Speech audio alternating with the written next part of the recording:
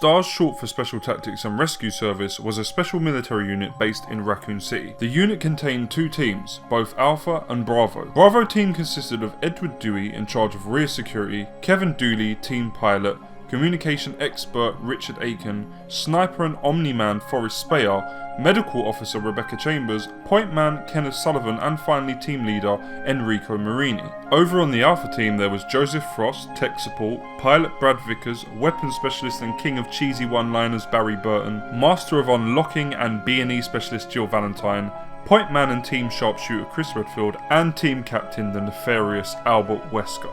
Now the S.T.A.R.S consisted of some seriously highly skilled and highly trained soldiers, who unfortunately meet their demise at the hands of Umbrella Inc.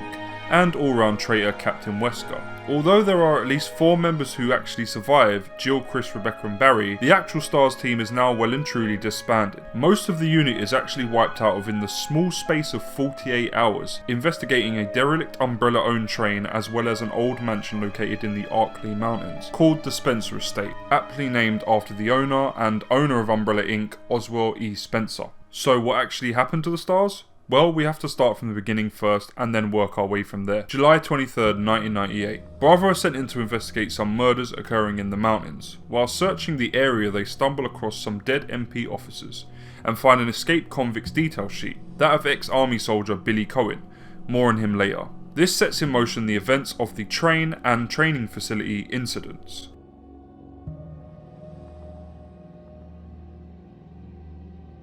Edward Dewey is the first to go, following an attack from some Umbrella bioweapons codenamed Cerberus. Rebecca finds the soldier barely alive after he crashes through one of the train's windows, but dies shortly after having been infected with the T-virus contracted from the Cerberus. He returns from the dead as a hulking zombie version of himself. Miss Chambers does him a favour and ends his torment with a well-placed rifle round to the head. Next to go is Kevin Dooley. It's never explained exactly when he dies, but how he does is. Inside his chopper getting mauled by a pack of Cerberus. His body is later discovered by the Alpha team. Now we have to time hop a bit in order to find out what exactly has happened to Rebecca Chambers and Enrico Marini. So they basically meet up at one point during the training facility incident. The meeting is brief and has both members separating again, with Enrico asking Rebecca to meet him in the old mansion that he's discovered, after she's finished doing what she has to do. Time skipping even more reveals Rebecca escapes the training facility alongside not actually a criminal and proven innocent, Billy Cohen, who she lets go free. The two go their separate ways, with Billy heading in the direction of Racoon City, or at least I think it's in the direction of Racoon City, and Chambers heading towards the Spencer Estate to find the rest of her team. July 24th, 1998. With Bravo team now considered missing in action, Alpha team heads into the Arkley Forest to search for their Bravo teammates, and come across Kevin Dooley's mutilated corpse. First to bite it from Alpha team is Joseph Frost, who shares the same fate as Kevin and Edward and is ripped apart by Cerberus. At this point, Brad Vickers lives up to the name Chicken Heart and flies off in the chopper, leaving the Alphas stranded. 2 men down and Alpha retreats into an old mansion, the Spencer Estate. It's here they find Kenneth Sullivan minus a throat. Poor old Ken's become lunch for a zombie and gets quickly added to the deceased list. Alpha team soon stumbles across Bravo's resident sniper Forrest S.T.A.R. and determines he's been pecked to death by crows. But he does leave Jill a nice gift in the form of a grenade launcher found on his corpse, which she gets to use pretty much straight away as Forrest's zombified remains come to life and try to attack her.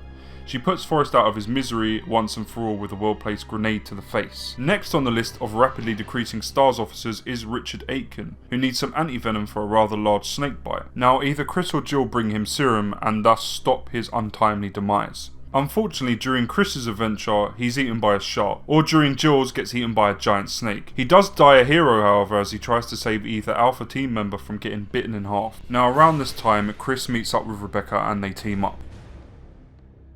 So with most of the Bravo and Alpha team wiped out already, the last Bravo to die is Captain Enrico Marini, who is shot by Umbrella double agent and all-round sneaky bastard, Albert Wesker, by putting a bullet in his chest. Last of the Alpha team to go is actually Wesker himself, who is taken out by a bioweapon, the Tyrant, who he dispatches to kill either Jill or Chris. Now again, much like Richard, there's slight differences to how he dies depending on whose story is playing out. With Chris, he's skewered by the Tyrant and dies instantly.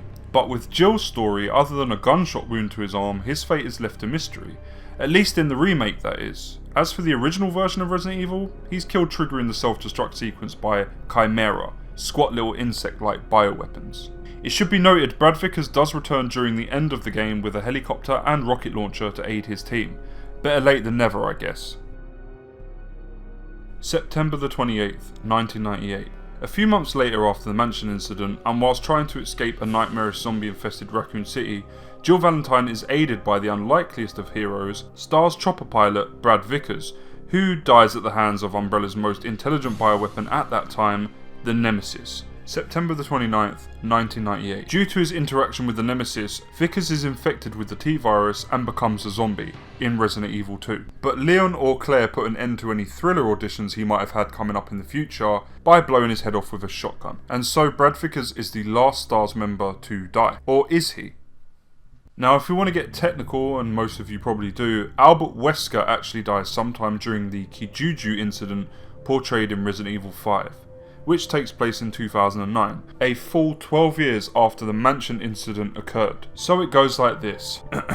Okay, after dying at the hands, or in this case claws of the tyrant, Wesker is revived and brought back to life with the aid of a virus Umbrella scientist William Birkin made for him. He escapes the mansion before the self-destruct sequence blows everything to hell and goes into hiding, reappearing at one point so he can get his hands on Umbrella's supercomputer, the Red Queen, and at another point blow up an Umbrella facility on Rockfort Island. Oh, and beat the shit out of a very surprised and shocked Chris Redfield. He oversees operations during the Los Plagas incident via the Red Queen, and eventually shows up in 2008, killing Umbrella founder Oswald E. Spencer, and getting pushed out of a window by Jill, who goes with him in the process. Cut to 2009, Chris is going through the process of loss and guilt trying to deal with Jill's death and thinks Wesker is gone for good, only to find out he's still alive and so is Jill, who he has under mind control. Jill is rescued, mind control is stopped, and Wesker's ultimate goal of infecting the world with super virus Ouroboros is scuppered by Chris, Jill, and BSAA agent Sheva Alomar. A final battle ensues with an Ouroboros infected super Wesker that ends in true Resident Evil tradition with a pair of rocket launchers, some lava, and Wesker at the receiving end of it all. And that's the last of the remaining S.T.A.R.S to die. But if we're getting even more technical, Wesker was never really a S.T.A.R.S member to begin with.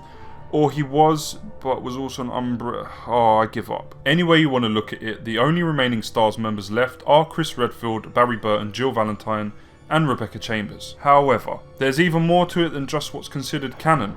You see, leaving canon for a bit sees both Barry and Rebecca bite in the dust, and Wesker not even dying at all during the mansion incident. Even Chris and Jill can cop it during certain endgame scenarios. Nobody's safe in the first Resident Evil. Failure to save Barry and give him his gun during Jill's scenario leads to him getting bitch slapped by Lisa Trevor, a grotesque Umbrella experiment, and falls to his death. Failing to save Chris at the end of the game leads to him becoming Chris Burntfield as he dies in the mansion explosion. During Chris's scenario, Rebecca can get killed by a hunter, an amphibian bioweapon, if he isn't fast enough in saving her, and forgetting to save Jill at the end means she dies in that same explosion he does. In some of these scenarios, Richard Aiken can actually die from his wounds if serum is not delivered quick enough, and getting a really shitty ending means pesky Wesker lives to double cross another day. But all that stuff isn't canon, and both Barry and Rebecca can be seen very much alive and kicking after RE1. Barry in Revelations 2 and Rebecca in CGI film Vendetta. Whew, so there you have it, that's what happened to the S.T.A.R.S. It took Umbrella a total of 48 hours to dismantle one of Racoon City's most highly decorated military units, and the Racoon Police along with Umbrella's own task force didn't fare much better either. It's a shame we didn't really get to know each member too much, with only a few actually living long enough to make an impression, but I will say one thing, their deaths were kind of what made them as memorable as they were, if I'm honest. I never think, oh look it's Forrest the sniper guy, I think, oh it's Forrest, that dude that got pecked to death by crows, or it's Kenneth, the bloke who had his throat ripped out by a zombie. Brad Vickers has the best death though out of the bunch, and I'm still shocked at how violent it actually is. Anyway, I hope you enjoyed the video. If you did, go ahead and leave me a like. What's your favourite S.T.A.R.S death? Feel free to sound off in the comment section below. And if you'd like to keep updated with any content I upload, sub to the channel.